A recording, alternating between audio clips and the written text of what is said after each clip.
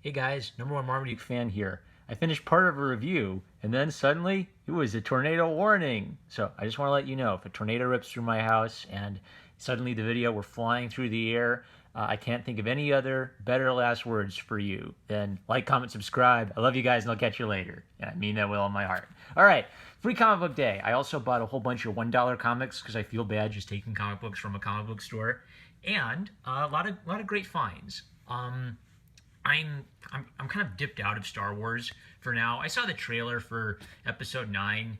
Maybe I'll watch it on Netflix when it comes out for free. I just want to go back and read some old Star Wars stuff. So I've actually just started Heir to the Empire, and it's good so far. That'll get its own video. But I also got some $1 Star Wars comics. It's part of the fun of old Star Wars stuff from the Legends era is a lot of it's weird, and a lot of it doesn't make that much sense or doesn't fit tonally with the movies, and that's okay. It doesn't need to be canon to be good. So, Star Wars Ewoks, I don't even know if this was considered canon back in the day because it's just so childish and weird, but they made a cartoon out of the Ewoks, and this is kind of like a comic book using the designs from that era. So that's Wicket, Tebow, and Princess Nisa. I think one of my boys tweeted a picture at me of Tebow from the movie, and they all look creepy. The Ewoks didn't age well, but I don't know. The Ewoks cartoon was pretty much just gummy bears or paw bears. It was just like generic cartoon bears going on adventures. So it doesn't really. It's weird, right? You read it, you're gonna read it, and if you're a Star Wars nut, you're gonna say, "Really? They had stuff like this in a Star Wars book?" But it's fun and it's inoffensive, and I think any kid could get into it. So. Simple, really straightforward. Any child could understand an adventure story. You know, the little Ewoks are running through the forest. Princess Nisa, she steps on a poisonous branch, and she's going to die unless Wicket and Tebow find the healing liquid for her. And there was kind of this interesting setup where this big, goofy cartoon giant who used to eat the Ewoks, he's trapped on the other side of a canyon that he can't cross. So if they use the gem to get to him, they can get the healing liquid, but they risk letting him back over. So the father, even though his daughter's going to die, he's not willing to expose the entire Ewok civilization to, being eaten by this giant just to save her. So I don't know. I thought that was just kind of like a neat little setup for a children's book. Like it's for children, but it's getting at something dark. Like, should you risk other people's lives for the sake of your friend if you can help her? And so the young idealistic people, they're very hopeful, and they want to help her. So I was into that. And then these cartoon rocks show up with little goofy faces on them, and they talk in kind of like New Yorkese. You're not a friend of that ogre, are you? So. They had, I can't find it, but just the idea that this could exist, this doesn't fit with the Star Wars vibe since like the prequel era and like since the 2000s. Since then, Star Wars has kind of become serious, and maybe what this comic is kind of a time capsule for is how kind of like in the early years of Star Wars, it was still a weird fantasy, and no one was quite sure what to do with it yet. And so when people got a chance to write stuff for it, they could take it in any old direction because it's fantasy. Yeah, have some fun with it. So this wasn't. This was after Return of the Jedi, obviously. So this is after the movies have been out for a while. But it's just, yes, like what. Where are the Star Wars comics? Otis Frampton wants to do a series called like Jawa Tales, with that it's just gonna be like really cute, adorable stories about Jawas. I think he has to try to convince Disney to let him publish it.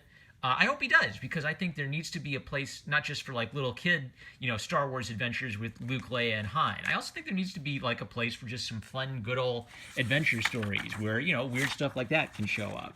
And just from a writing perspective, I wanted to call attention to this. So the giant eats Ewoks, right? So he's pretty scary. He's a pretty legitimate threat. But as they're going to get the healing liquid, he says, "Me keep, me afraid of dark." Which I love this because even though he is a legitimate threat, this is making him comedic and therefore kind of digestible while being frightening. He's not. The fact that he's humorous kind of makes him a little bit more kid-friendly, I think. And the Tolkien professor would talk about how J.R.R. Tolkien would do this. Gandalf would explain to Thorin that that Thorin's father was tortured by the necromancer, who turns out to be Sauron. And then Gandalf would say it was about 20 years ago on a Thursday, right? Like Gandalf specifically remembers the Thursday that he saw Thorin, Oakenshield's father, die from his from torture. It's a joke to kind of like soften the blow of how dark the world is. It's like that meme where George R.R. Martin, he just borrows a lot from history and other fantasy writers for his world, and then J.R.R. Tolkien creates this insane, dark world, but then he writes a little children's book story in it. I like seeing examples of that. So legitimate threat, but made kind of comedic to make him, I don't know, fit with the tone of everything else that's going on. So it's an adventure story. They run around, they get the magic liquid, they think they failed, they find a way to get home without the giant following them home, and the good guys win, the bad guys lose. What's there? What else is there to say? Great buy, $1. You can't go wrong. I kind of like the gummy bears better because they have a little bit more of a consistent Disney design. Like even this, you can kind of see how very different Wicket and Tebow look on the front versus on the front page. So there's like some coloring inconsistency, but whatever. This is so much fun. $1 for like this weird old Star Wars time capsule, and it's actually kind of a fun little kid adventure story. Go get it. I'll review the other Star Wars books later. This is my favorite one so far, which, yeah, that is a dig on the modern era of Star Wars comics, but there is some hope. So I can't wait to review all of the $1 books I got, and the free comic book day books I got. So with that, I'm number one Marmaduke fan. Look, we survived the tornado. I'm not going to be hurtling through the air to get impaled by a cow before I say like, comment, subscribe. Click the bell to receive notifications. Check the description for my Subscribestar, the best way to support this channel. Thanks to my subscribers on Subscribestar. Thanks to people giving the super chat donations. I love you, and I'll catch you later.